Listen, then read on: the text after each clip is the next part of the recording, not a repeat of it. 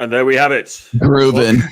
Grooving. Welcome to Rule Zero. So that, gentlemen, everybody who's watching, thanks for tuning in. That was a shameless plug for my course, which is called Dating Conversation Success. And it's out now, guys. And you can get it until the end of Monday, till midnight on Monday. For the video component, the video course, it's only $247. So it really is ridiculously inexpensive. There are some other tiers as well where you can get Zoom calls, and then there's a higher tier where you can get some personal coaching with me as well. But yeah, it's basically a conversation course. It teaches you how to have authentic conversations with women where you never run out of things to say and they actually lead somewhere, as opposed to just, you know, trailing off into nothingness. So I've spammed the link into the chat. So guys, do jump on board with that if you're at all interested, because it's only open until the end of play on Monday. So yeah, and you got to see some pictures of me chatting to some lovely ladies here in London as well. So hope you enjoyed that. Anyway, without further ado, here we are on Rule Zero. Welcome, gentlemen. Hey. Back from vacation. That was the first thing everybody asked me about. Like, they're like, "Oh, what happened with Rule Zero?" Like, yeah. Can we take 1 week? 1 weekend off. Yeah. We've been doing this for 2 years. Can we take 1 week off, please? People don't understand the pressures of this, you know. I don't think people really understand like the premise behind Rule Zero. It's like we do this, like, and we pass this around. John, you need to host a show, by the way, because we pass this around to all the people in the Rule Zero family, and it's not we're not doing this for, you know, we do it because it's sort of a showcase, and like we just all get together, and it's not like it's a decentralized kind of thing. And so if everybody has something else going, then that's the way it works.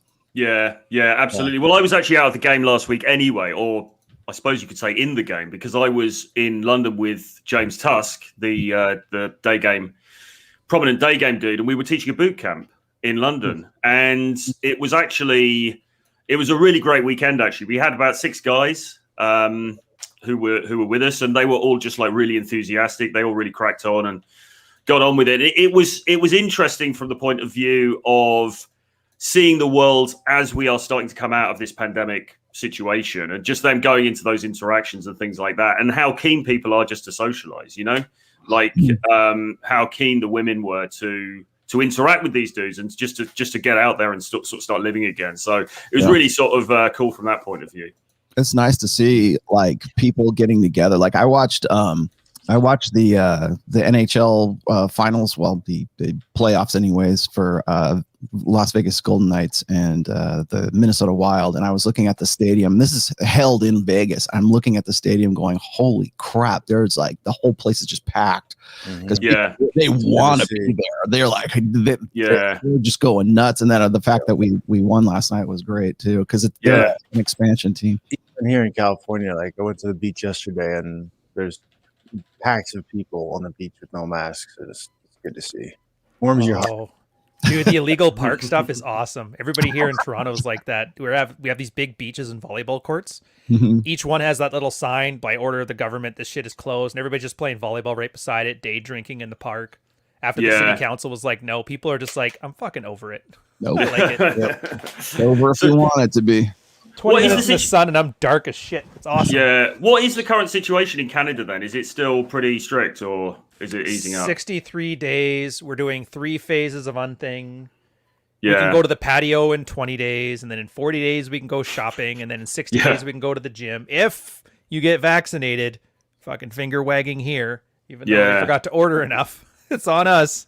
Yeah. It's kind of, well, we're sort of unlocked here, but they're supposed to totally unlock on June the 21st, and there's no restrictions. But, of course, the Indian variant is in the background, waiting to enter stage left. And now they're talking about the Thai variant as well. Oh, dude, I hate when I'm like, oh, we're on phase 2. And they're like, by the way, phase 7 is a rope retreat. You're like, what in the hell? It's like a series of Asian hookers like comes through. Thai variant. Trying to keep up with Marvel movies here. Jesus. I saw somebody on Twitter the other day. He said, I'm going to organize my takeout food based on what the current variant is. So you've had the Indian, you've had the Thai, you've had the Italian, it's like, so hopefully we'll get a Mexican one because that's quite nice. Great. Yeah. But anyway, look, so we are here today to discuss just be yourself versus just be your best self. And this, I think, is something that we've touched on in different forms before, but it's very, very important, right? Because this boilerplate advice that gets given out to guys the whole time of just be yourself. It's very, very bad advice, and it doesn't get you anywhere. But there is a sort of there's an irony in this, isn't there? Because it sort of goes full circle. Because on the other hand, of course, you actually don't want to be anyone else, right? You sort of do want to be yourself in the final analysis.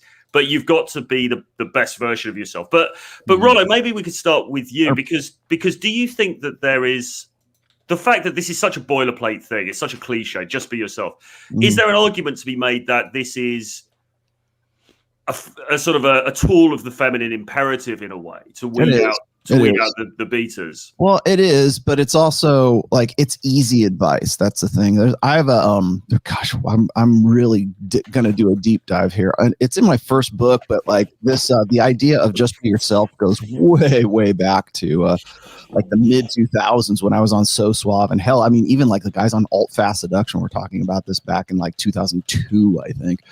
But the reason for that is because it's such common advice. It's like what guys or what people say. Like women are. You want to know who picked it up from? Like these guys giving you this advice.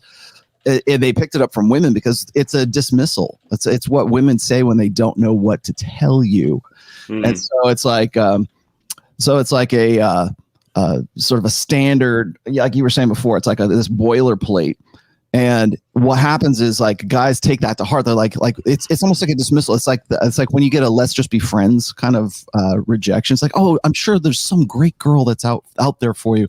I'm sure she'll be perfect for you. Just be yourself. And then guys pick up on this, especially guys who are sort of like they're the naturals. They're the guys who are they're lucky with the ladies already, and they don't know what to tell you either.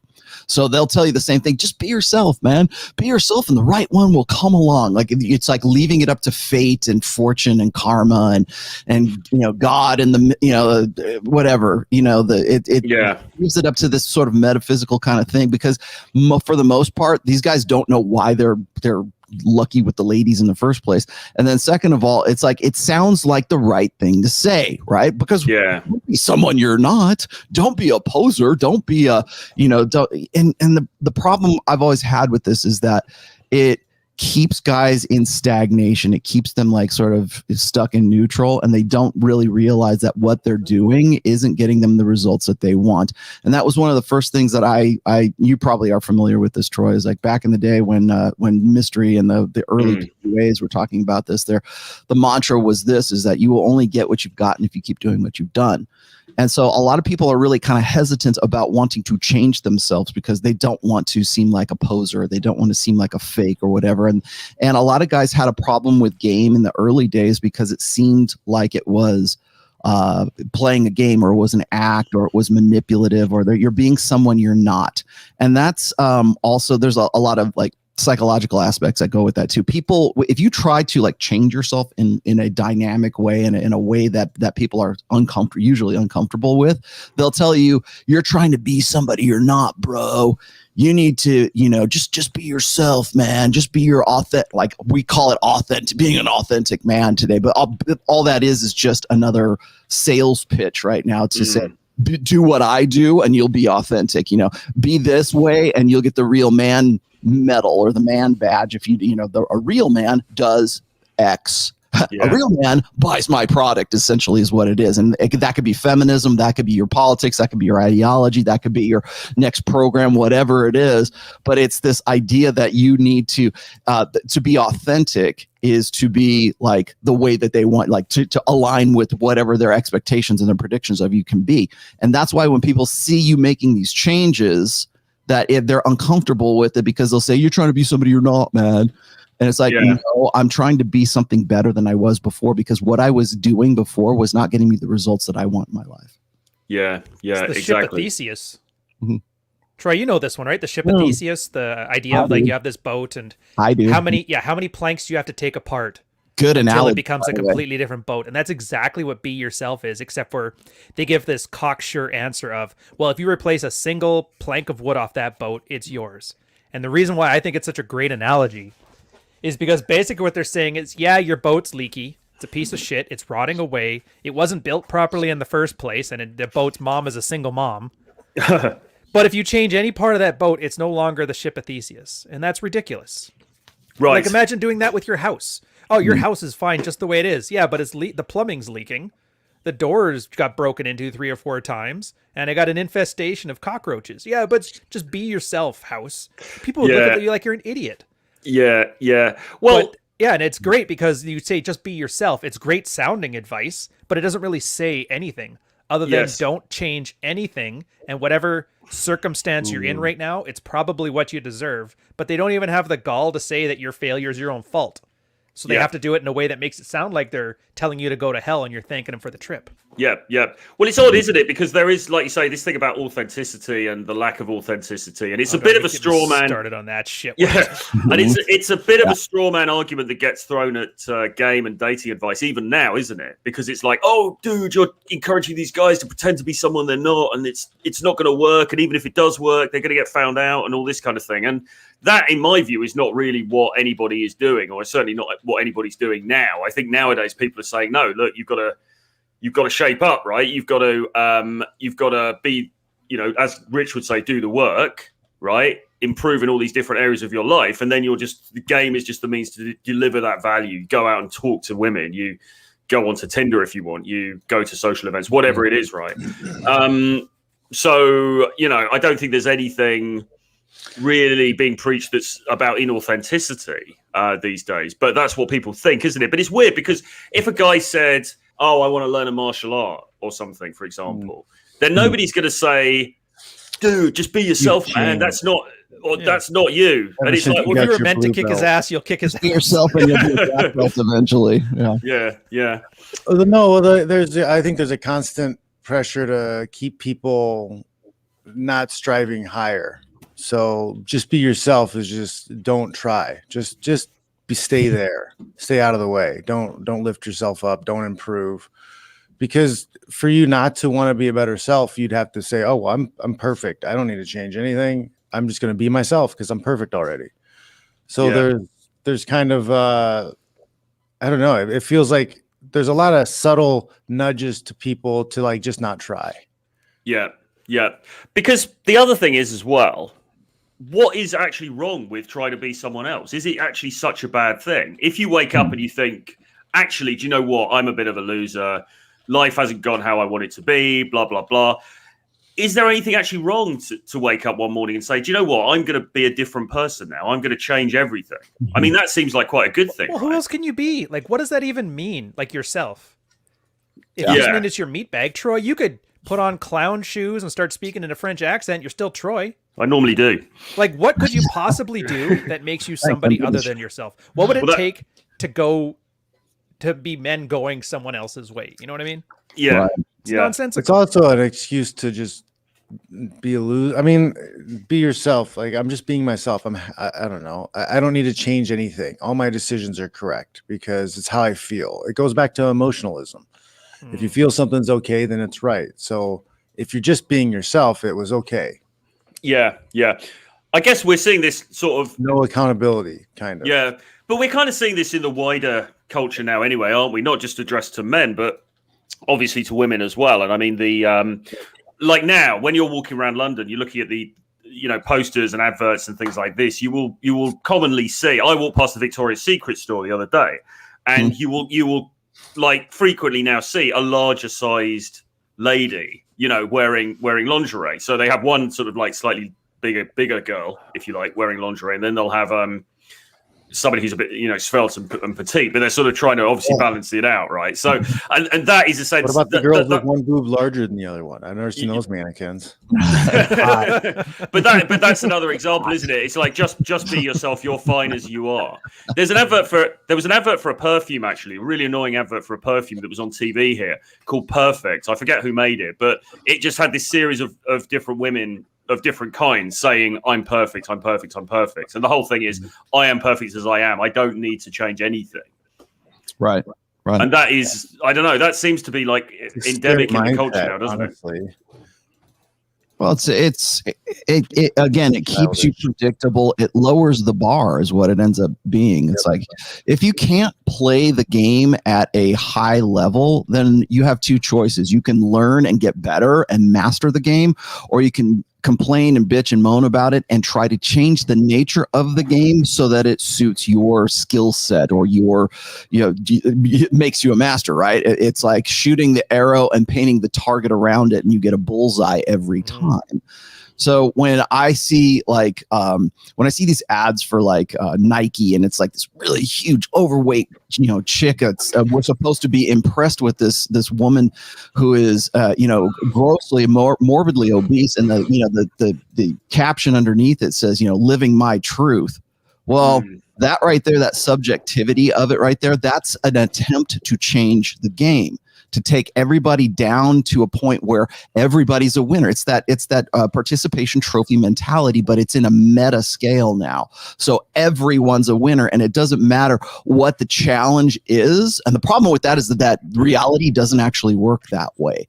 And so you either learn to master whatever it is that you want to be a master at, or else you are just sort of stuck in neutral, and you can either sit there and complain about it, or you can try to change the game. And really, that's like I said, on a meta scale, that's what a gynocentric social order tries to do. It tries to make the game as non-competitive as possible for the greatest amount of women in this case, and then that gets transferred over to guys who are innately, naturally competitive as it is. That's why we have dominance hierarchies. That's why we have competence hierarchies. And so to be a master at something it requires work. It requires effort. It requires you to intensely focus on one thing. And I think at this stage, at least in Western societies, we've sort of lost our way when it comes to what is required to become a master at something. And I don't think, especially the last 2 generations and maybe possibly the last 4, really realize the amount of just insane, extreme effort and control that you have to reach that state of mastery. Yeah, which is why the Robert Greene book Mastery is such a great book, isn't it? Because it really goes into the mechanics of that. But the fat shaming thing seems, I don't know, it seems odd to me, really, in the sense that I get that, yes, being, bullied at school because you're overweight and everything is very unpleasant. And that's, that ideally that shouldn't happen to people, right? I get that. But at the same time, this is the solution of that, just to say to people, no, you're perfect as you are. Don't bother to change anything, when we know, it's almost like there's this double thing, because we all know that actually it's healthier to be in shape and all the rest of it, right? And it's also funny as well how there's no fat acceptance for men. You don't see some you don't see some bloke with a massive gut on the front of GQ, do you? Sort of going, oh, this is the new body shape. It's kind of strange. On top of that, when they interview plus size female models, they're not attracted to plus size male models, and there aren't really any plus size male models. They just don't exist. Yeah. I've written about that since like day one. I remember it's not in any, actually it will be in my upcoming 5th book at some point, but I have a very, I want to say, seminal post. It was women's physical standards and how women's physical standards have not changed. So like when all these looks maxers and all these guys who are, coming out like gym cells and everything else come out of the woodwork, they're not wrong in the analysis. They're wrong in the prescription that they prescribe for it, but they're not wrong in the effect that, like, women have a set strict standard for what idealized male beauty looks like, and that's that classic Greco-Roman defined muscularity that hasn't changed really since ancient times, since Greek, right? I mean, since I'd probably even before that, right? But it's this standard, like this, it's that swimmer's body, right? It's that V taper. It's the classic broad look. Shoulders. No, there's never been a Rubenesque period for guys. He must be really attractive. I really want to get with that guy. No woman on planet Earth that's why when the dad bod, the dad bod thing started coming out, I'm like, oh sweet Jesus, get the fuck out of here with there are no dad bod calendars for 2022 that they're working on right now, for women to put up in their cubicles, but there's plenty of hot firemen calendars. There's plenty of Chippendales calendars, and that doesn't change. And we don't have a problem with that when women say, this is what I like. This is what I deserve. This is my, and it doesn't matter what they look like, because the gynocentric social order wants the most amount of women to be the most successful with guys, but those guys have to be the elite. They have to be that classic Greco-Roman, muscularity and that look, and that hasn't changed in a very long time. Men, on the other hand, we variate. I mean, if you want to know how men variate when it comes to standards of beauty, just go look at all the different niches of porn on Pornhub, and it's like you can fat chicks, skinny chicks, blonde chicks, redheads, brunettes, purple haired girls, pale girls, tan girls, black girls, Asian girls, sisters, girls, that girl, midgets, all kinds of stuff. But yeah, exactly. It's like whatever, old women, young women, whatever it is, guys are like, we're opportunistic breeders, and that's just how it works, and that's the reality of it. But we don't base a society and our approval on who's being real and who's being authentic by what it is that they prefer. I have this I've got this really great video that I think it was Rich was passing around. It's this hugely overweight girl, and she's talking about how horrible it is that she's sort of selected out of the sexual marketplace, and she's very pandering, right, to the audience. She talks to you like you're like this little kindergarten or preschool child, and I'll probably end up putting it in the next video I do, but it's just like it's that body acceptance kind of things. And that's really where what I was talking about before is that mastery. It's like they're, instead of changing who they are, they want you to change who you are so that they can play the game better. Yeah, exactly. And the blame is always put back on the guy, isn't it? Because the blame is always then, well, you as the guy, the things that you're attracted to are wrong. You know, you are wrong to be attracted to this type of female. You should be attracted to this type of female. And it's just, I don't know. And guys just can't get away with that. Guys can't get away with that in this market, can they? Well, it's would you fuck me? I'd fuck me. Yeah. Could any guy get away with it? I mean, I suppose like Leonardo DiCaprio's been a bit out of shape at times, hasn't he? And he's obviously still slaying. So, you know, he's still got all of the attraction triggers. He's got the status. He's got the age. He's got height. He's got pre-selection. It's not just looks. We're not chicks. We don't think like guys do, or they don't think like guys do. Yeah. Well, Paul's joined us on the stream. Good to see you, mate. Thanks, man. How are you, sir?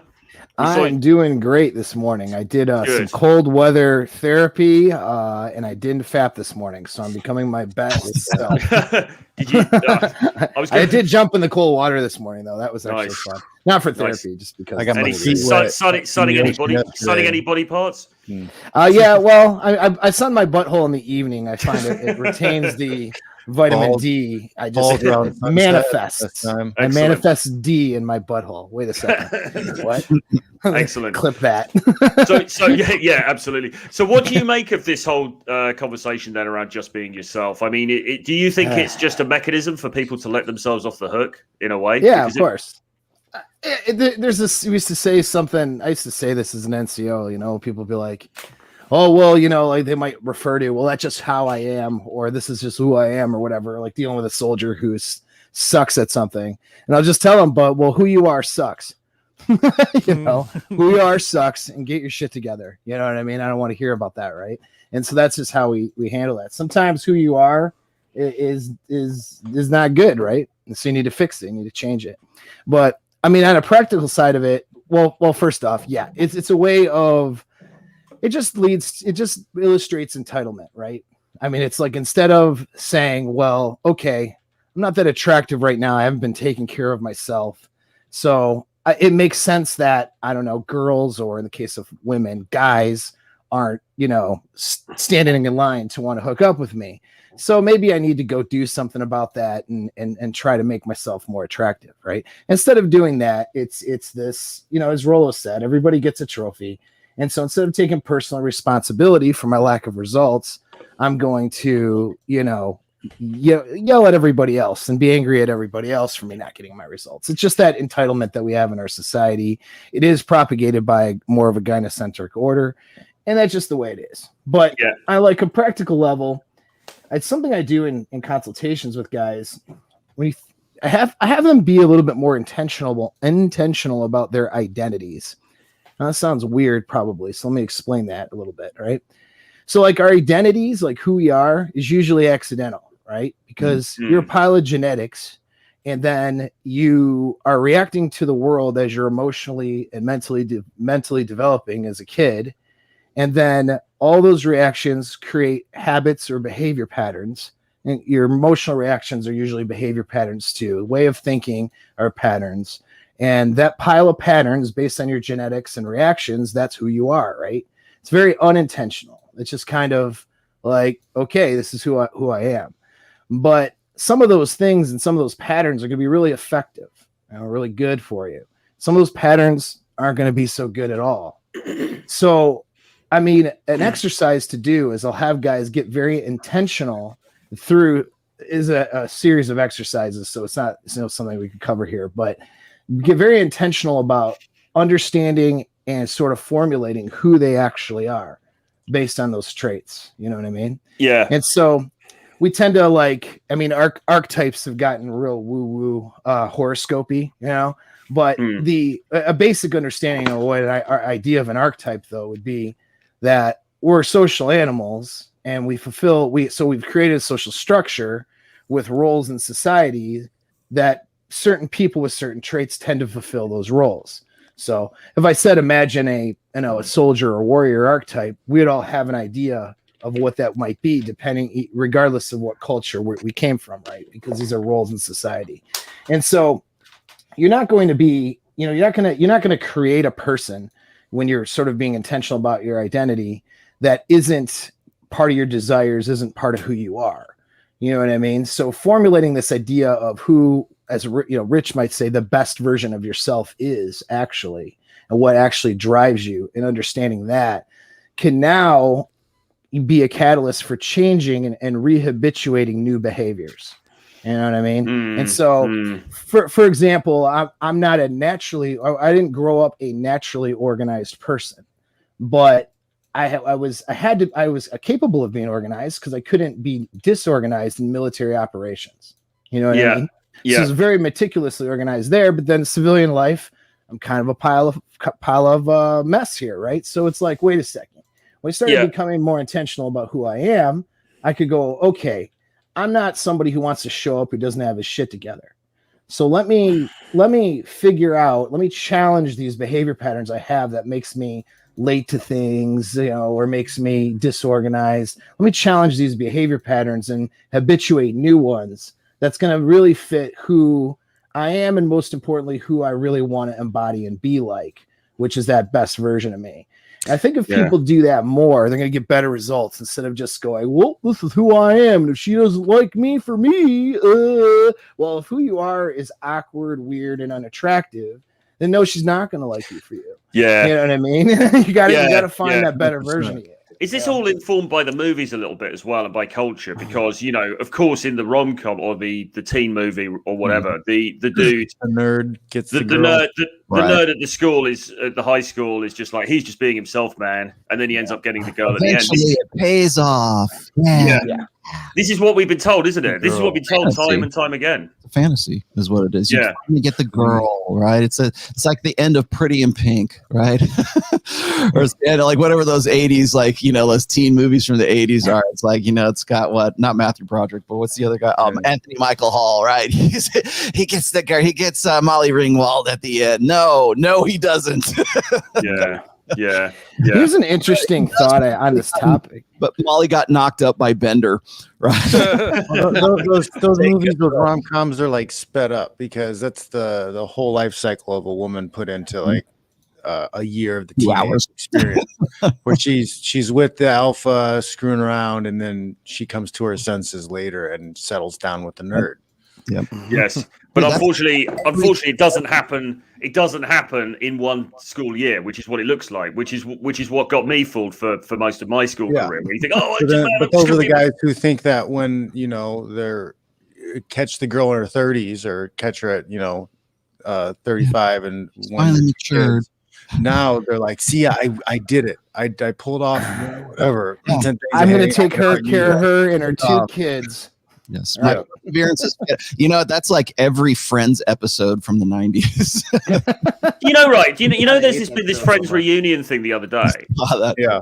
I obviously haven't watched it or anything, but there's this Friends reunion. But in London, right, they've got posters up. They've got a thing called Friends Fest, and they've got the actual set of the Friends house, and you can go in there and sit on the couch or sit in Central Park and get photos taken of yourself. Sounds absolutely horrendous. I can't think of anything worse that you would want to do. That's how it's such a weird thing that it came back because it was like on reruns when I was in school, and that was a thing kind of back then. But unless you took a girl in there and banged her on the. If you watch reruns of Friends with a red pill lens, holy hell!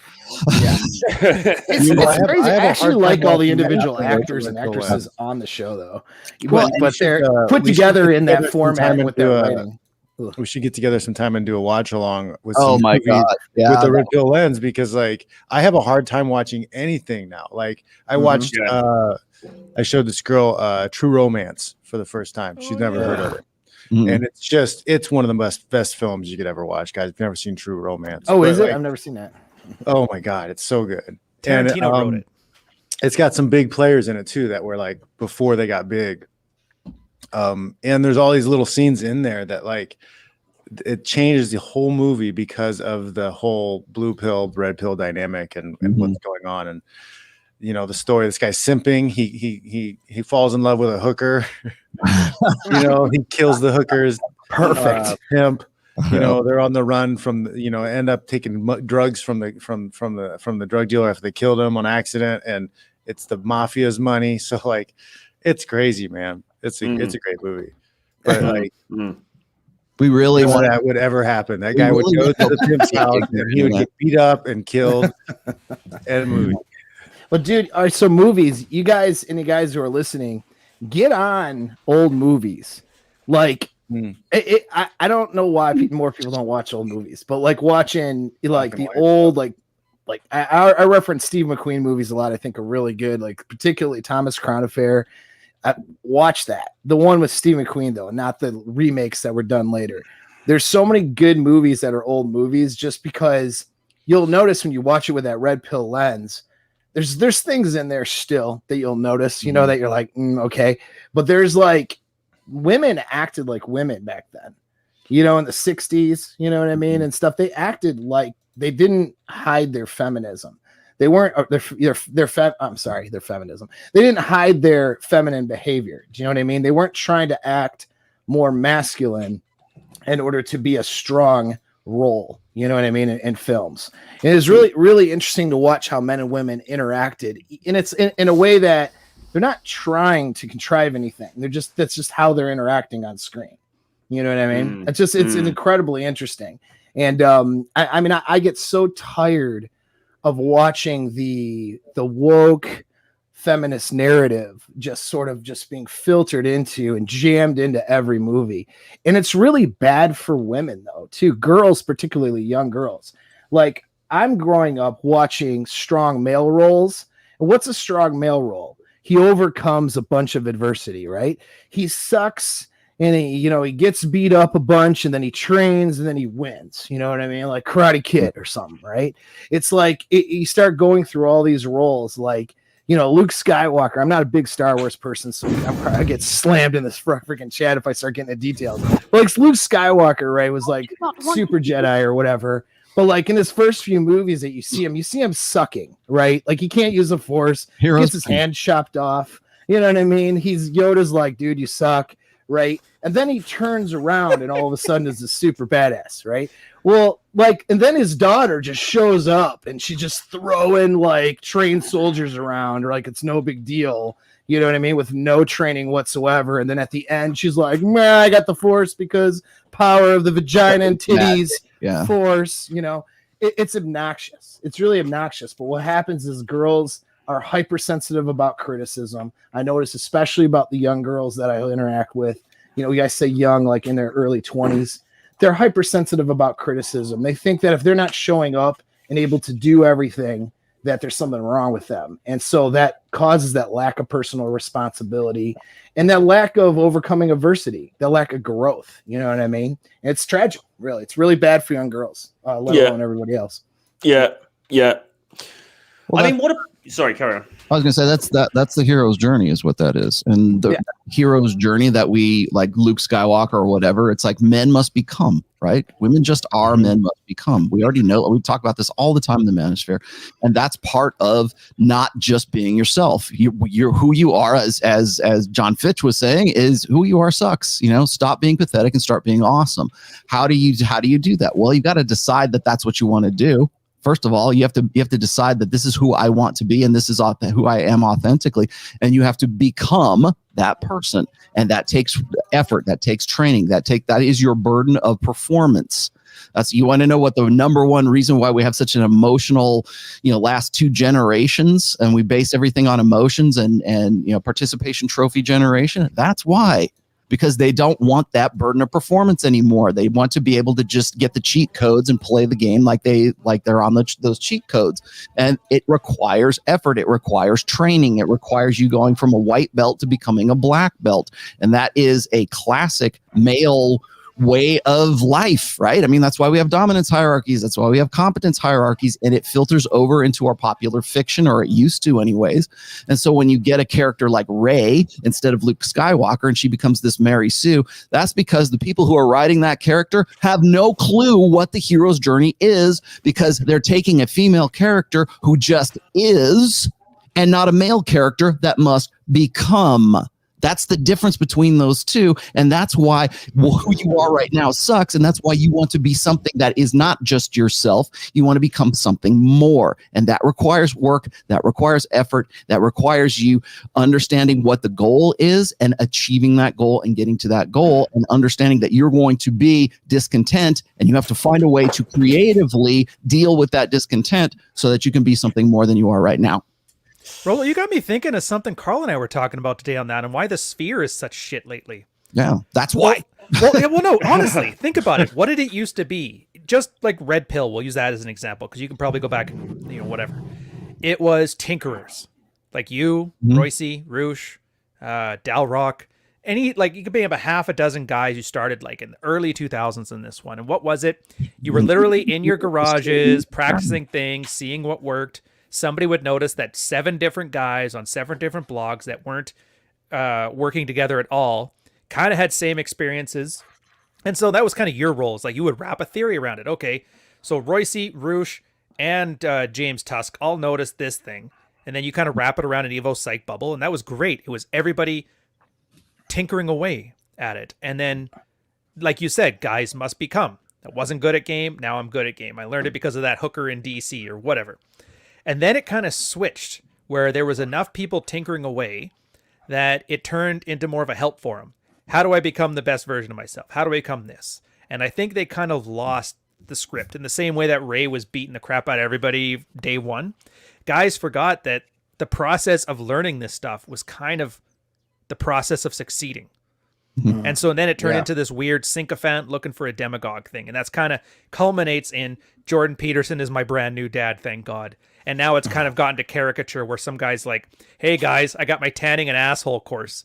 Like this. No, honestly, think about it. If you would have took to Royce about tanning your asshole, he would have looked at you like you were an idiot, like you had 3 fucking heads. But now we're at the point that guys are unironically talking about putting the sun on there, and it's great. So we've gone from.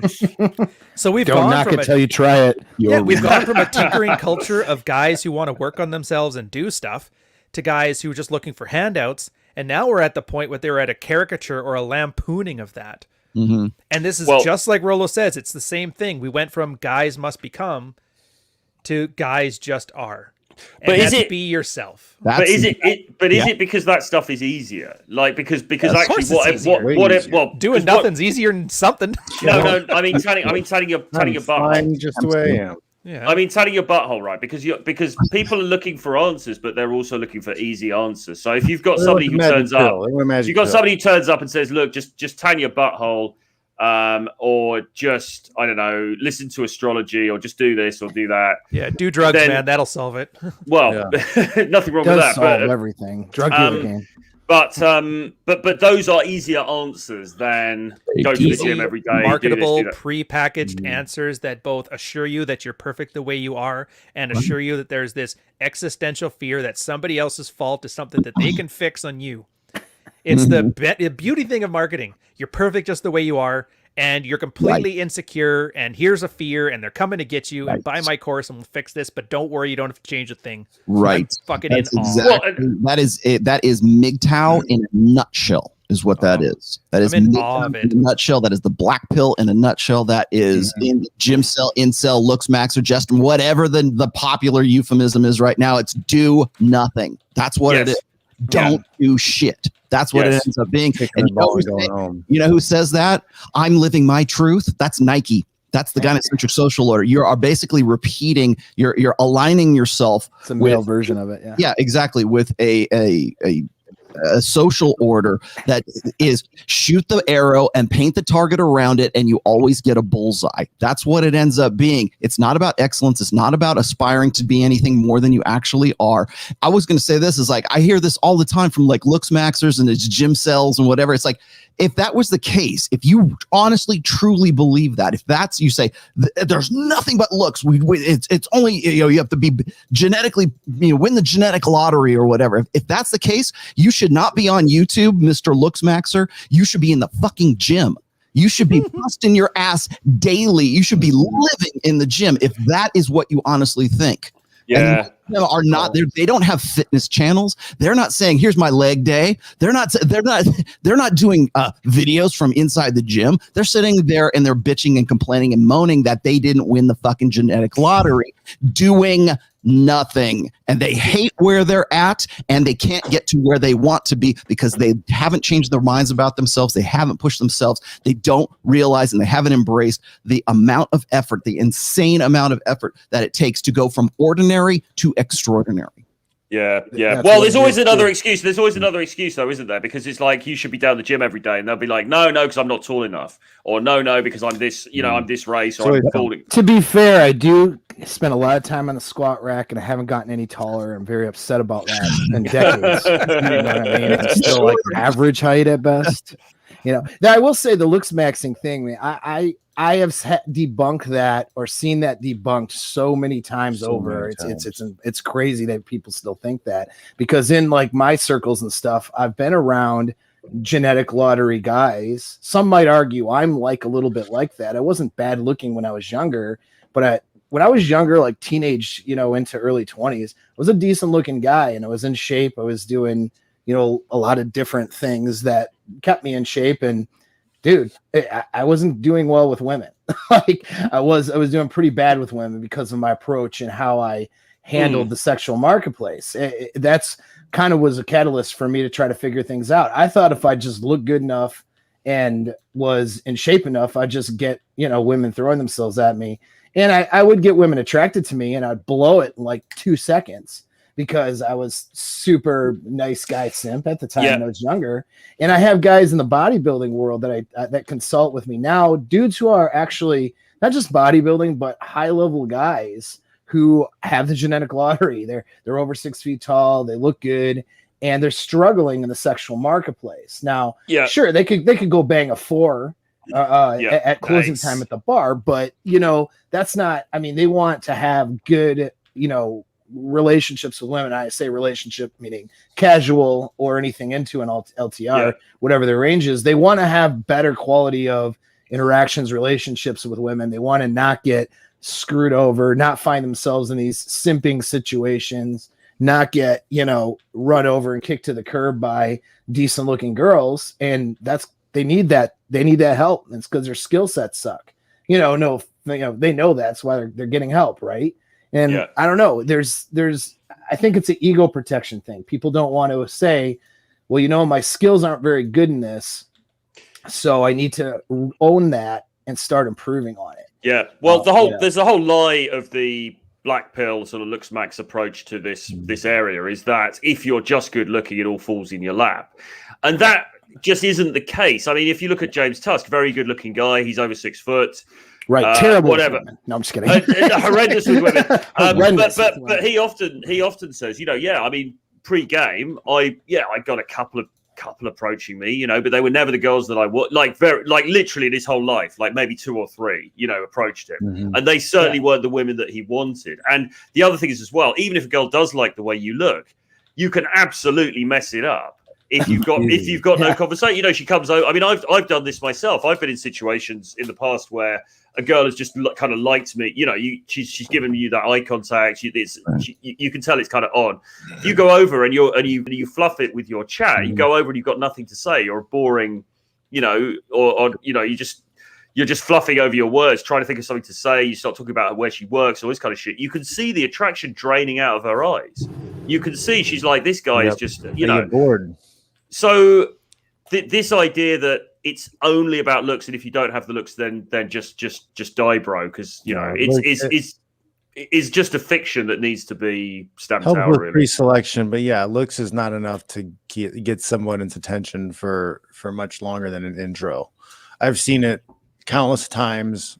Fighters, celebrities out of bars, stuff like that. Girls put themselves in a situation where they're near or close to the guy. You can see the body language. You can see that they're trying to get the attention. But if the guy's a goof and doesn't recognize the body language, doesn't recognize that they're giving off IOIs, they'll get bored and walk away. Or if the guy's an idiot and he just doesn't know how to talk, you see them lose interest and they wander off also. Yeah. It's damn shame. Damn shame. It is a damn shame.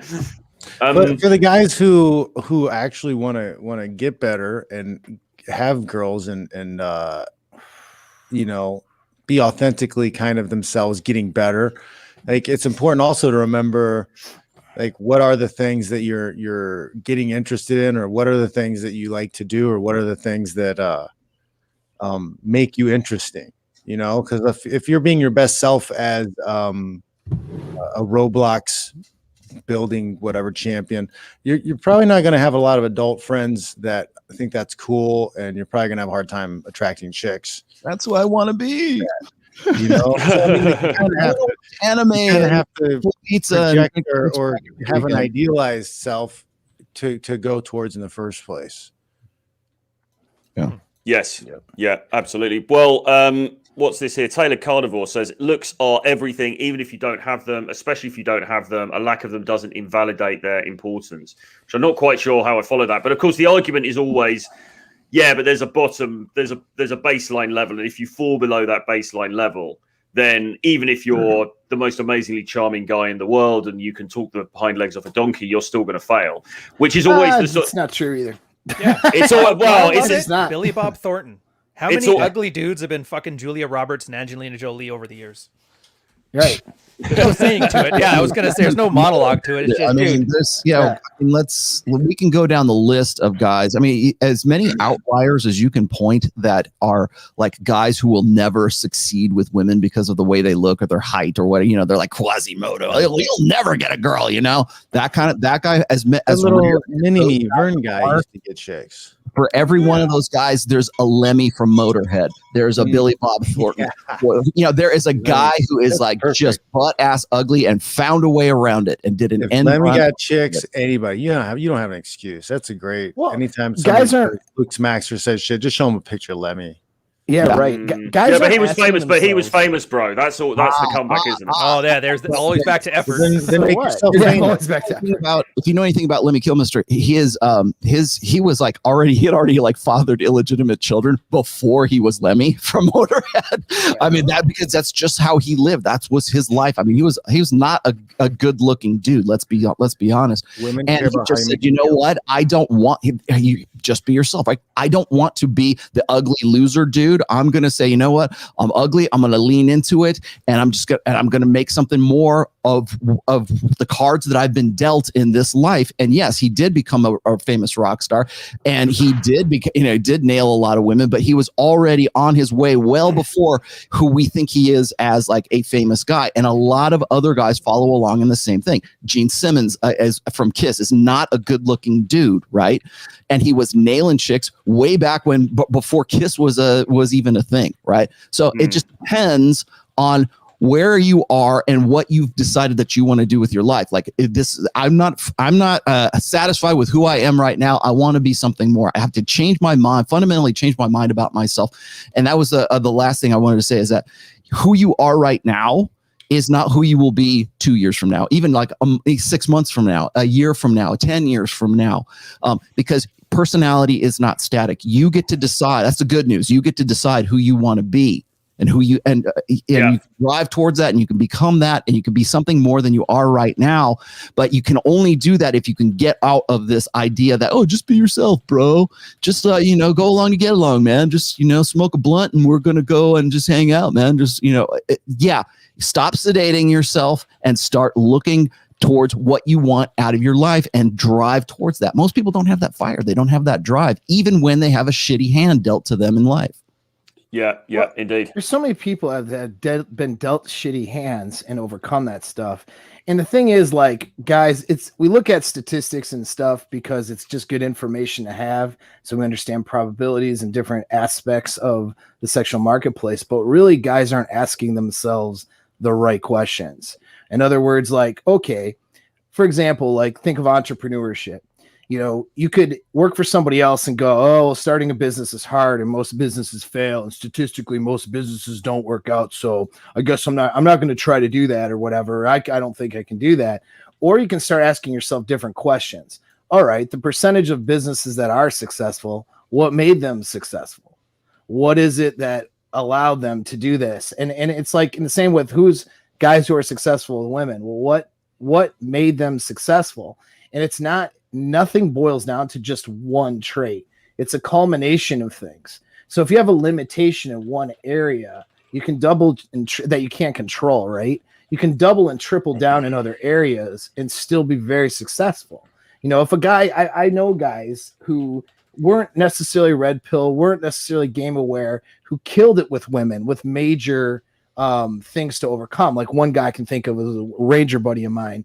He was like almost 5'5", right? So we used to call him the angry troll. You know what I mean? It was just kind of a joke, whatever. That was like our nickname for the guy. It was the angry troll. Dude was like super alpha and slayed with women. Did really well. All the girls are taller than he was. Didn't matter. But you talk to a looks maxer and it's like, well, if you're not at least 6 feet tall, right? No, there's a number of other traits that you can control and double, triple down on and get better with it and start. But it goes back to asking the right questions. Like, what is it that's going to allow me to get my results that I'm looking for, instead of trying to come up with all the excuses why you can't? You know what I mean? And that's really what it boils down to. Yeah, well, it becomes a circular argument, doesn't it? Because it's like, it's one excuse, and then if you say, well, no, go to the gym, get yourself in shape, and say, yeah, bro, but it doesn't matter because I'm under 6 foot. And then it's like, okay, well, you know, there's always another excuse. I'm flat-footed. Yeah. So Rich has joined us on the stream. Good to see you, man. So what do you make of this whole thing about obviously just being yourself? And you're relentless. Yeah, and we're sort of coming around to a position now where we're sort of saying the black pill idea of just like, well, I'm ugly, so I can't, that's it, I can't do anything about it, is almost like a weird reflection. It's almost like a weird other version of just be yourself. It's a negative inflection of just be yourself. It's just saying, yeah, just be yourself. Well, myself is shit, so I'm just going to sit on the internet and complain for 6 hours on a Saturday night. Yeah, well, first of all, what's up, you bundle of sticks? Good to see everybody. I've missed the first part of the show, but it looks like I came in at the wrong time. You guys are talking about looks maxing and black pill stuff now, but sorry, man, what was the question, you know, with respects to just being yourself? Well, I mean, we've just been talking around this whole issue of just being yourself and the way that it allows guys and women as well to make excuses for themselves. I mean, you'll always see guys making excuses for themselves when it comes to their results out of life. So I don't know, like I slap guys around. I mean, I do it all the time. They call it on my show on Before the Train Wreck, and I put my foot down if they're not paying attention or listening. It's like, you know, some guys want to do the work. They want to show up and they want to do the work. But if they show up and they've been watching your crap for 6 or 12 months and they haven't read a single essay or a book or followed any of the instructions you've given them, it's time to cut them loose, man. Yeah. Let me ask you this, Rich. So, I mean, it's fairly easy to, you know, figure out like the guys that like have kind of got given up on themselves. What do you look for? Like, because this is basically what you do. What do you look for in a guy who actually has that drive? Like, what is it that characterizes that guy that you say, okay, I can work with this dude? Okay, that's a really good question. Yeah, that's a great question, and that's one of the reasons why I put myself behind a paywall. Some guys get upset. Oh, you're a grifter. You charge an hour or whatever. It's like, yeah, because you got to pay to play, and if you're not paying attention, if you're not paying, then you're generally not paying attention, right? And that's what usually, you know, separates the wheat from the chaff. I give away loads of free information on my channel. Like I've been doing call-ins on Before the Train Wreck for ages, over 100 episodes, right? So there's lots of opportunities for people to call in and get clarity. But you will notice, and I did it on Monday this past week, some guy named Sneeze or Uncle Sneeze or some shit like that. I threw him off my cast within like 8 or 9 minutes because he was wasting my time. So, I mean, if I pick up for a minute that you're not willing to do the work, you're not paying attention, you're not willing to apply the conversations that we're having, and all I'm hearing is excuses, or perhaps you trying to complicate your life and justify why you're doing it, it's like, dude, I got no time for you, man. Yeah. Is there ever a circumstance in which just being yourself is a good thing to do? Because people will make the argument. You don't want to bang. Because people will make the argument about authenticity, won't they? How do you feel about, you know, what is one's authentic self versus nobody's self. Like 100% authentic as they were in the day they were born. I mean, like, look at women, right? They cake on makeup, they dye their hair, they wear push-up bras, they wear stockings, they wear high heels. Like, everybody has to do something to looks max themselves. That's just a strategy that women use. Men have to use a different strategy. Like, they actually have to be competent and have done some work and have some skills. They just can't fake it. I mean, some guys will fake it.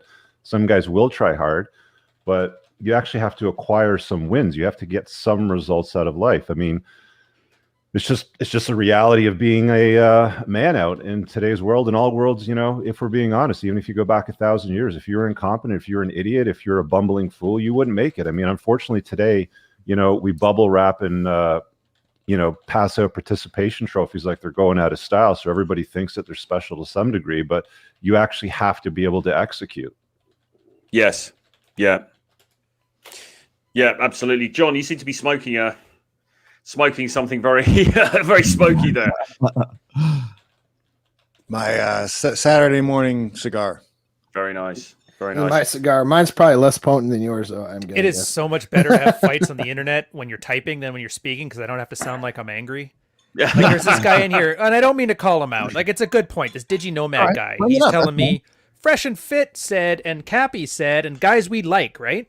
And Kevin Samuels said the dating game has changed and it's not the same and it's too hard. I'm like, you guys are telling me how the game has changed, but the only references you can make to the game are in the abstract. It's like, you don't know the game has changed if you're not even trying to play the game.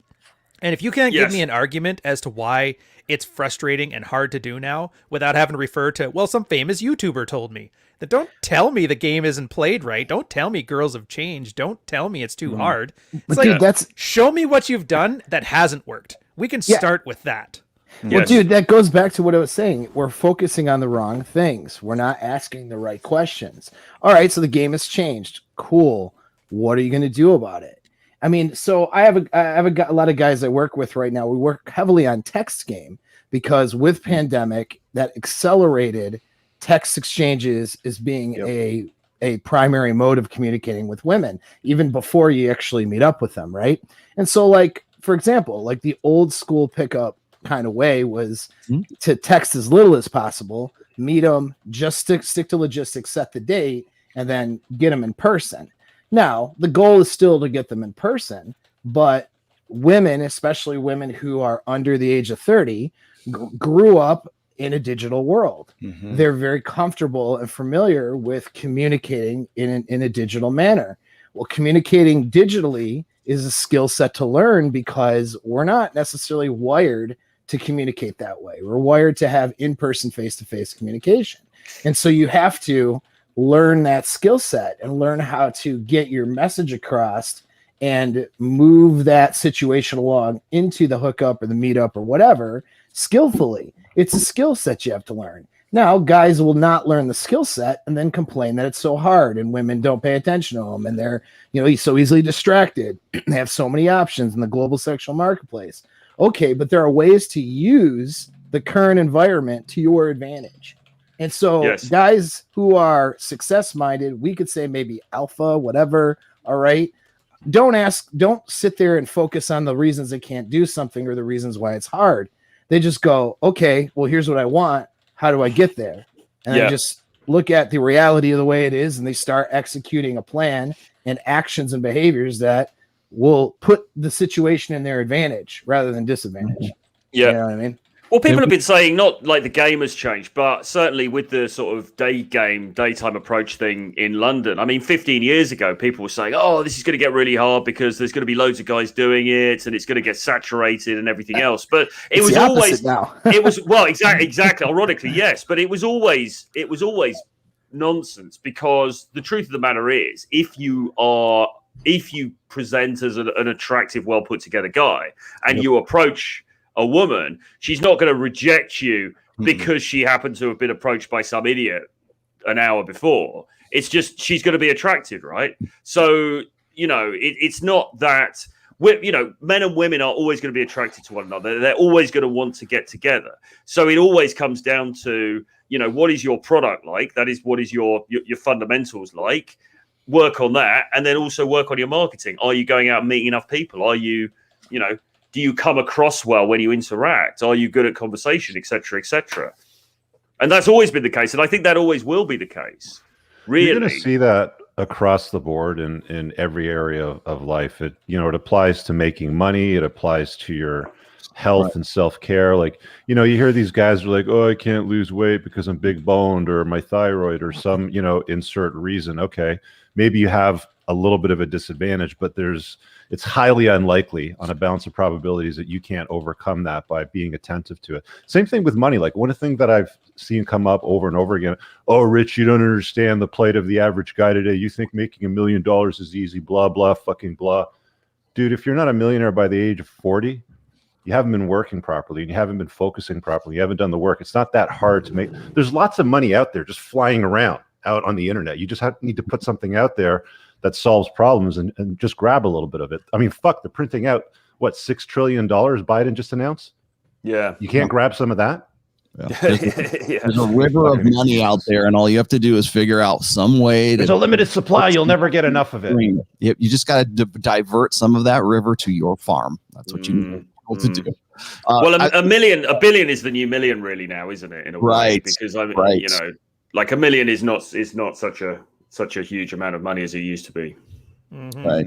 Well, you know how many girls now aren't fucking millionaires? Like 99% of girls aren't fucking millionaires. Yeah. And these guys are sitting here saying like, well, dude, the 9s and 10s think they're 9s and 10s and they won't do me. It's like, we're not all after the same pool of like Instagram top tier models. Like, there's Becky from across the street. There's Cindy at the dive bar. There's the 5 chicks you work with right now that aren't getting laid at all and are sexually frustrated and watching Love Island with Donovan's doing his commentary. Yeah, it's like, I get it. There's a global sexual marketplace and there's a very top tier selection of women who are all in it. But there's a giant swath of like perfectly good fuck toys out there. Frustrating lives with their cats and their wine. And don't give me the Pareto principle bullshit. Go talk to the girl. She's right there. I got a great example of this. Actually. Have we like genetically changed women in the last like 10 or 20 years? Have we got have the like the science butt implants actually? Butt implants have gone up. Tinder inserted the chip. I was gonna say, have we found some way to like genetically change women over the last 20 or 30 years? Because unless that's the case, women are still women, and I don't care if they're using Instagram now. Great, yeah, you're right.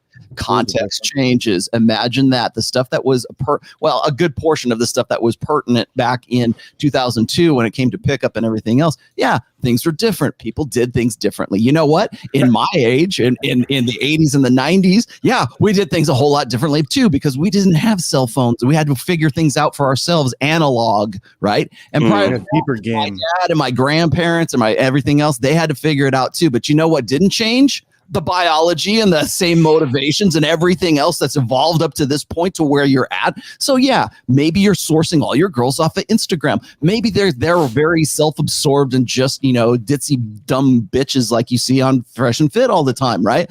Maybe that's the case. Sure. What are you going to do about it?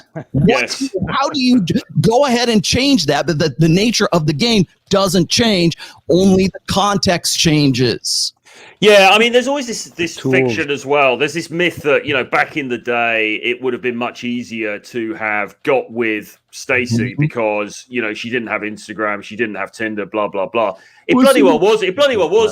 The cool chick who was like the hot girl who was head of the cheerleading squad and all the rest of it. Like, you weren't getting the action from her anyway. Never mind bloody Instagram. Never mind bloody Tinder. Unless you were that guy, you weren't going to get anywhere near her anyway. So don't, this sort of idea that, back before smartphones, it was all great. It wasn't. The principles were still the same. And people need to realize that, I think. Here's the other thing, though. The bar. Game back in the day. Beeper game, hell yeah. The bar, I remember that, man. Oh, I got a pager, got 2 pagers. You were cool if you had 2 of them. I used a fax machine to get my dates. Oh, yeah? Dates.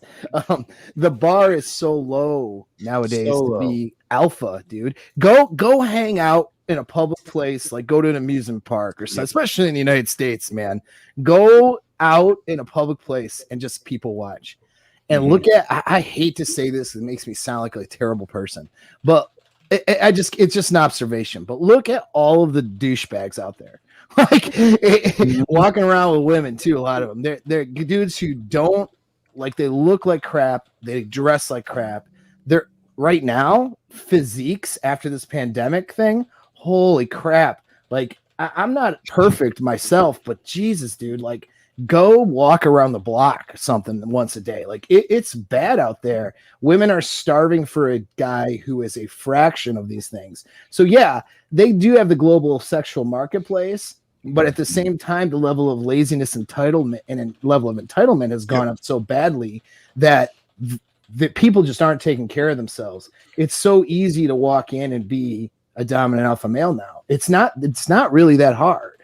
You know what I mean? So guys need to stop focusing on the reasons they can't do it, because the bar is a lot lower now, probably lower than it's ever been. You know what I mean? The bar is terribly low.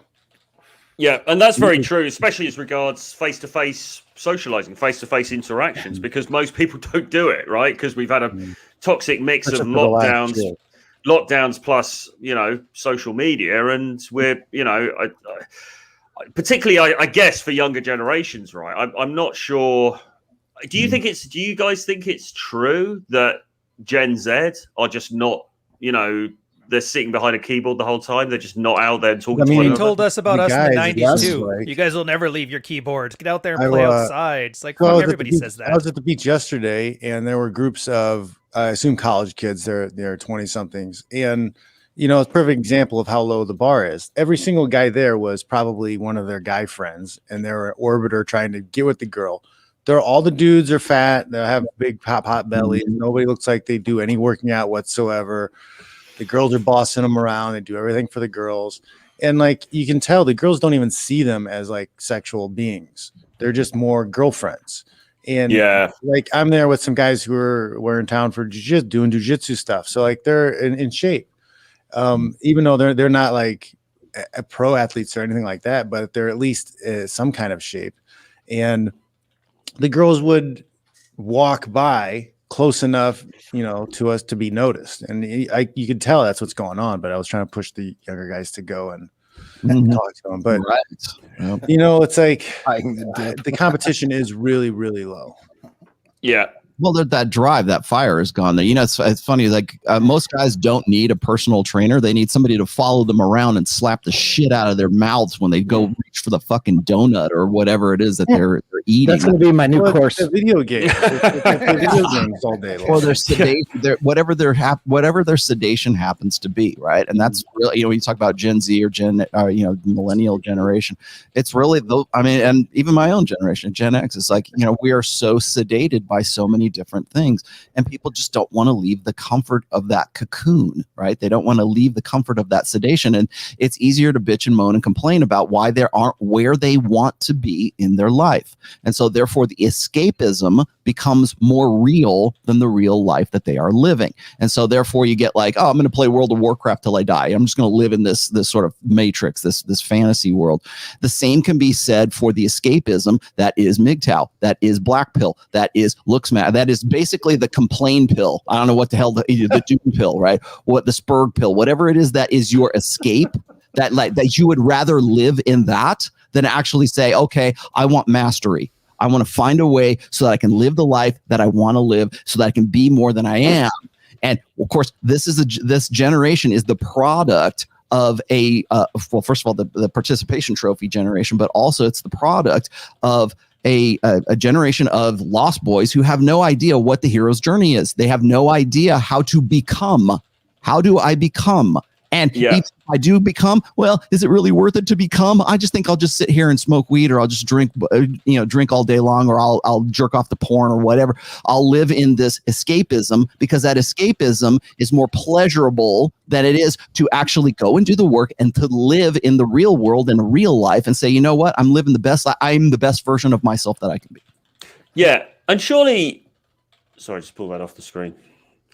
And surely the whole fun about life as well is making something of yourself. Surely the whole fun is like, right, I've been dealt this particular hand, so therefore I'm gonna, but I don't want to have an average life, so therefore I'm going to go out and smash it, and I'm going to go out and make things happen for myself. And that can be within business, that can be within where you live, it can be to do with travel, but it also with dating as well, right? I mean, surely that's the whole fun of this damn thing, right?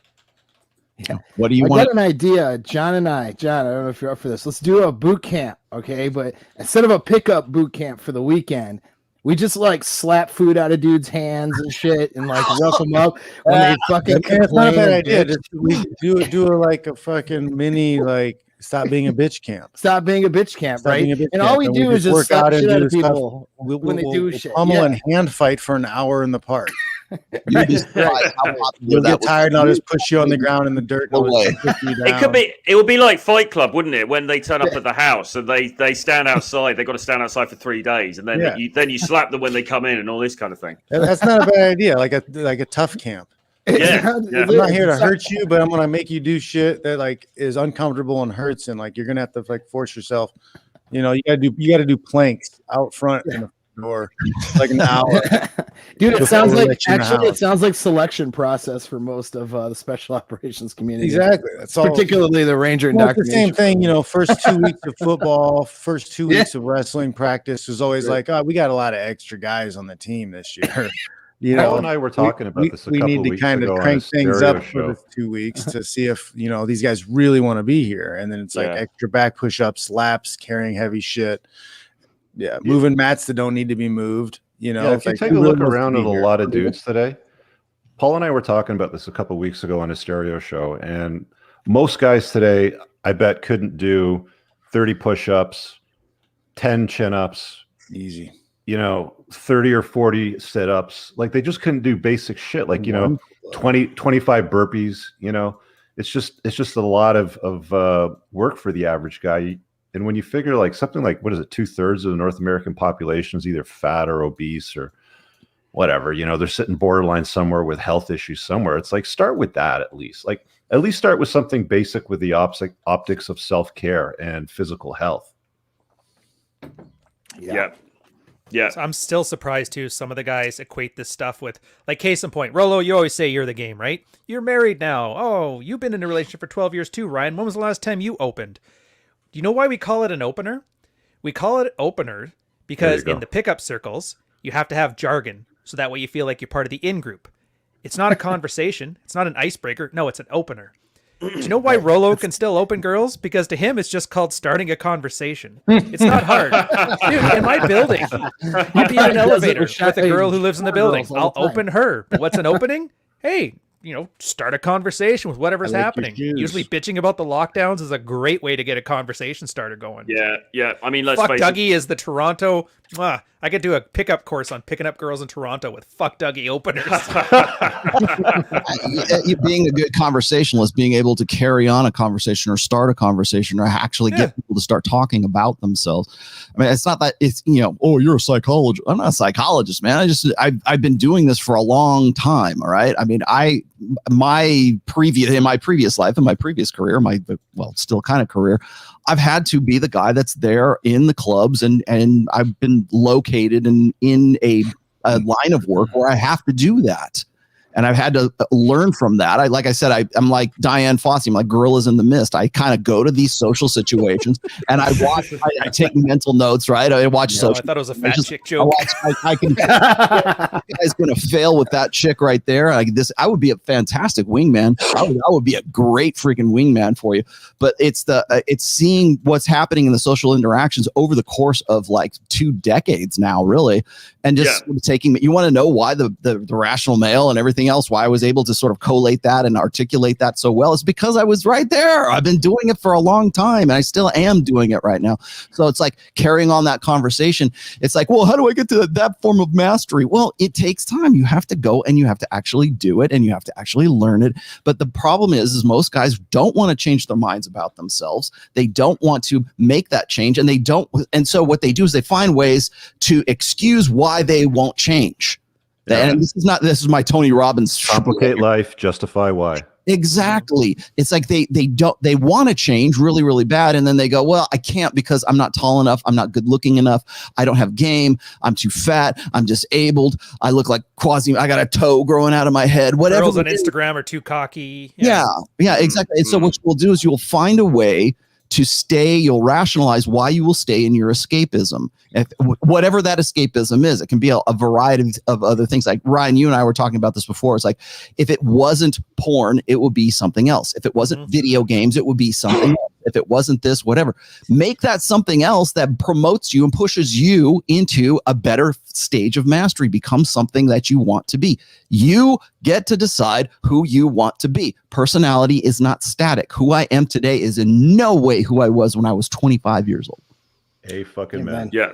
Yeah, exactly. This whole idea of like be yourself, but what is yourself anyway? Is it you when you were when you were 6 months old? I mean, obviously you're going to change. So you might as well be directional about it or intentional about it and say, right, I'm going to change in a way that is going to benefit me, which is basically not being a fat fuck and being able to do more than 10 press ups and all the rest of it, right? Let me just I was kind of deduce something because I figured. I had this question posed to me a bit, and I kind of had to analyze it because I didn't really think it through too much. But it's like after a few deployments and going over some stuff, right? I found myself in situations where I'd be going into, like, if, for example, like my ex worked at a probably one of the biggest law firms in the state of Michigan, and we do like these like lavish parties. I'd go to these things, right? This would be post in between training or in between deployments and stuff like that. And these guys were high earners that had a lot more going on in different areas of their life than what I did. And I noticed that there seemed to be like a lack of security amongst a lot of these men. Like they were insecure, even though they had a lot of things going for them.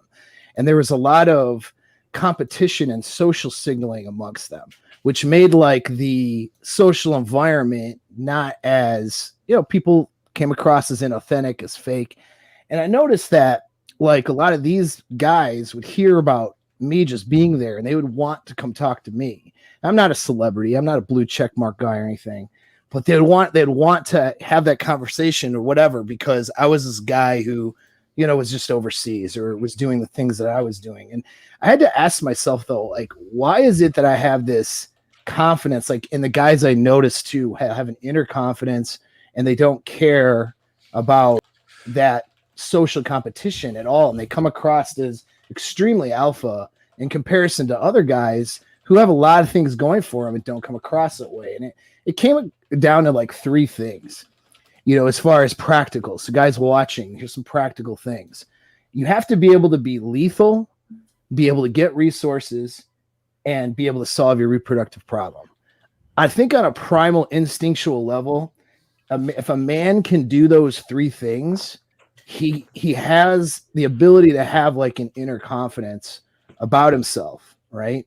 Now, you can do all the mindset work and hypnotherapy and everything else in the world, but if you aren't those three things, you don't have those three things, I think it's very difficult on an instinctual level to come into a room or area where there's a bunch of people, or to approach a girl, or go to that business meeting or whatever it is, and show up and be a confident, dominant alpha guy if you don't have those three things solved. And when I say lethal, I don't mean like you can beat everybody up in the room, just that you know enough how to handle yourself, or you would be a threat if someone were to try to victimize you. You know what I mean? It's really a bare minimum of that. Like resources, you don't have to be the richest guy, but you have enough physical shape where if all of a sudden the apocalypse happened, you would be able to accumulate some resources and survive. Or are you a guy who's so physically incapable you couldn't do that? You know what I mean? And a lot of these people you'll see out there are obese and dealing with all kinds of problems. They don't have that stuff, and then solving your reproductive problem. I think when dudes go in monk mode too long or try to check out of the marketplace, they get weird and insecure. They just get socially weird. You know what I mean? I'm not saying you need women to validate you, but just knowing though that you could solve that problem is something it does for you internally on an instinctual level, where it allows you to show up and be more of an alpha guy, and honestly be more pleasant to be around, to be, be more authentic, because you don't have those insecurities like deep inside of yourself. Yeah. It's funny actually. I just noticed. Sorry, Paul, I'll take you off the screen. No, you're right. I just noticed that there was some guy in the chat earlier on, right? There was some dudes in the chat going on about where's Rollo's infields, man? I want to see Rollo's infields and all of that. And That's so weird. Back in the 90s. The secret infields collection from 1990s. on VHS.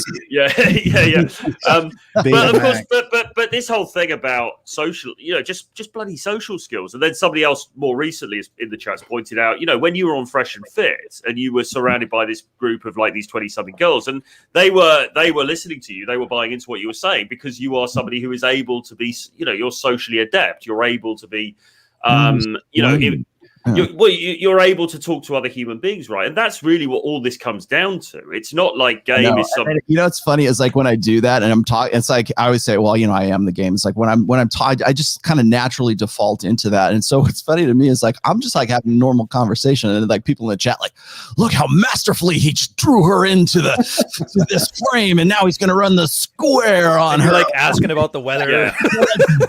Part like scientists. I'm like, dude, I'm just having a conversation with this person. Yeah. Well, it's funny, isn't it? Because that stuff it's both. There are things you can learn for sure, and I've got a whole course about it. Dating conversation success. Buy it now, guys. It's on sale now until the end of Monday.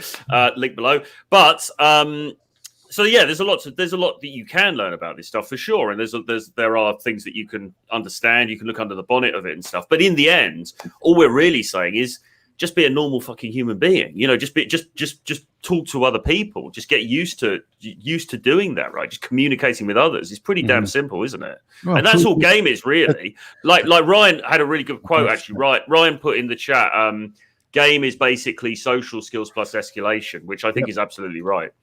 Well, the big problem with the whole normal human being narrative though, Troy, and I'm not saying that it's wrong, but it's a matter of perception. A lot of guys think that normal, like they set the bar too low, right? It's like normal for us might be here. For them, normal might be down here, right? Yeah. And all you got to do is take a look around you. And if you're the smartest guy in the room and you're surrounding yourself with a bunch of Muppets, you're not going to do well. I mean, you got to put yourself in a better room. It's really as simple as that. So always look to level yourself up and become a better normal. Yeah, it's like that. It's like I forget what movie was that? Was it Rounders? Like if you walk into the room and you're like you haven't spotted the sucker in like 30 minutes, you're the sucker. Yeah. It's true. Yeah, absolutely. Well, listen, we've been on for about 90 minutes coming up now, so we could start to wind down. Should we go around the panel and just see what people are up to next week and where they can find you? So let's go around in order. So John, what have you got coming up, mate? Check out johnfish.net, sign up for the newsletter. I've got courses and stuff on Gumroad for fighting and fitness. I have the podcast John Fish Knows Nothing, Sunday nights at 7 p.m. I'm having a special broadcast tomorrow though at noon left coast time with Troy Francis. We're going to be talking about his new course coming out. Awesome stuff. It's going to be good. Thanks, man. Looking forward to it. And Rollo Tomasi. Ooh, me. Oh boy. Okay.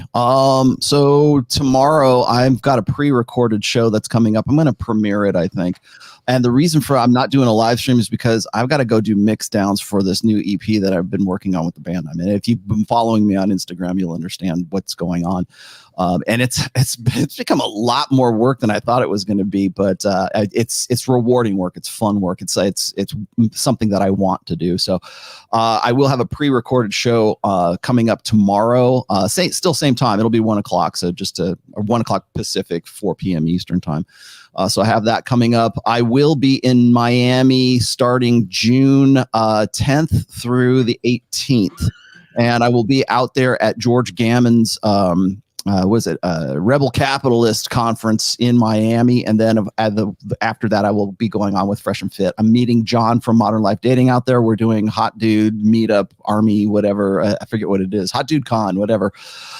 We just kind of threw that together because he's coming out for that as well. I'll also be out there with Sterling, so that's something to look forward to. But that's in like a couple of weeks, so I'll let you guys know when things start to get spicy with that.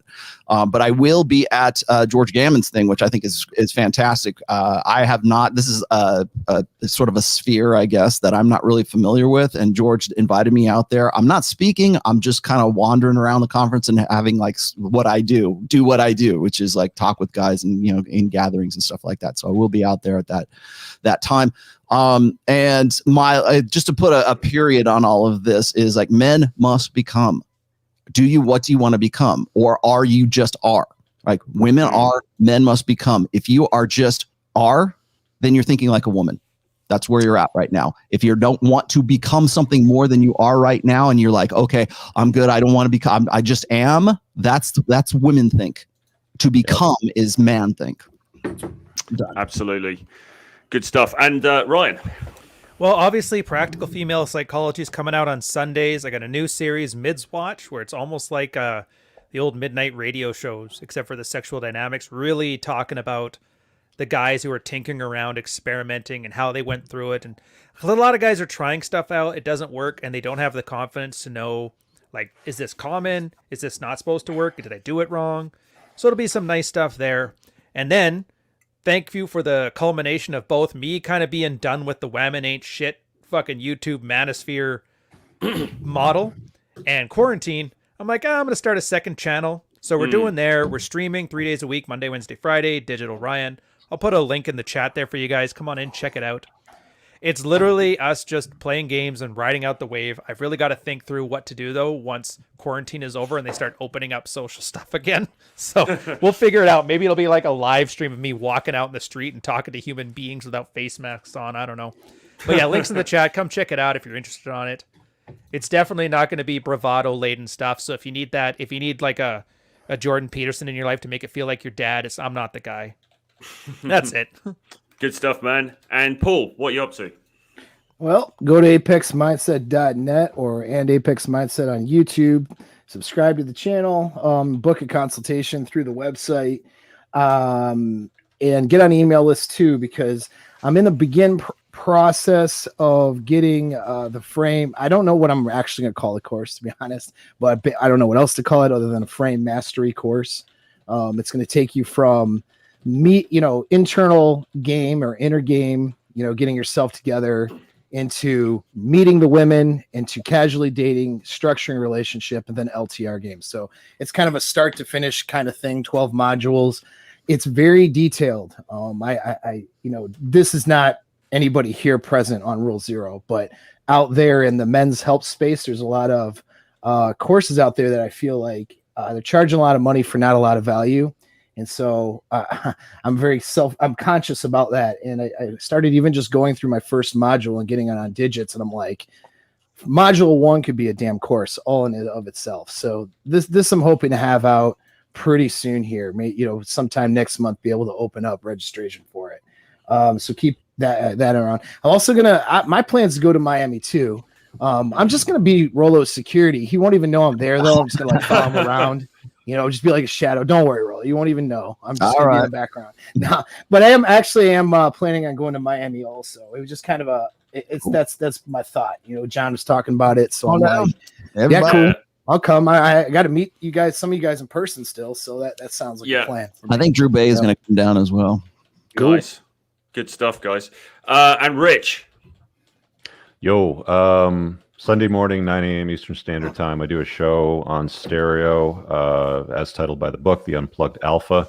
Paul usually hangs out with me, and I think Ryan and Troy, you guys both have accounts. I mean, you're all welcome to like hop in and join us, because now they have it set up to where they can have 5 people on simultaneously. Oh, really?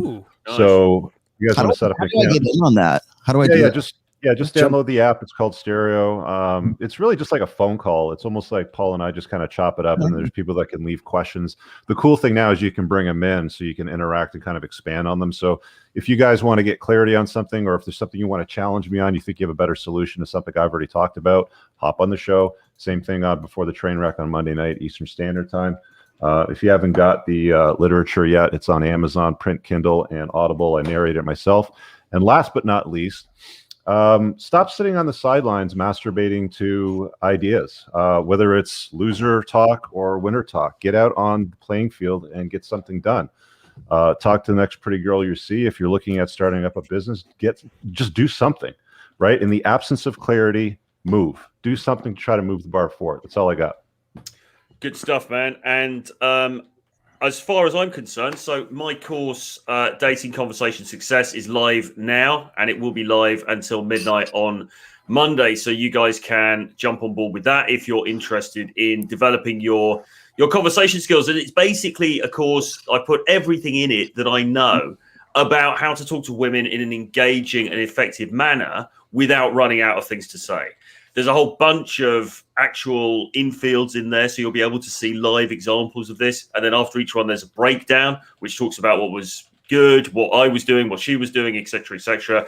There's also a whole video in terms of conversation skills, 12 secrets of conversation, 12 key principles of conversation.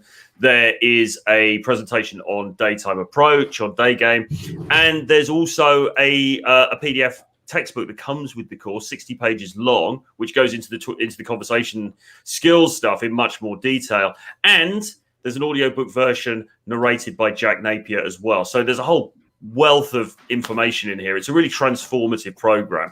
Very proud of it. We've got a bunch of guys in there already. It's really filling up. We're going to be doing Zoom webinars as well. And there's also on the platinum tier, the opportunity to do some personal one-on-one coaching with me. But you can get the basic online course product for just $247. So jump on board, but it is going to close on Monday night. So you need to act quickly. And that's it, really. So thanks, everybody, for coming along. Thanks, everybody, for tuning in. Any final words, or is that it? We're out, aren't we? We're good. Men must become what they are. Exactly. Don't be just are. Take her to the dance. Yeah. Take her to the Fire dance. flowers, dinner, and take her to the dance. Yeah. On your Don't be a pussy. Your hero's journey. Your hero's journey culminates to the dance. All right.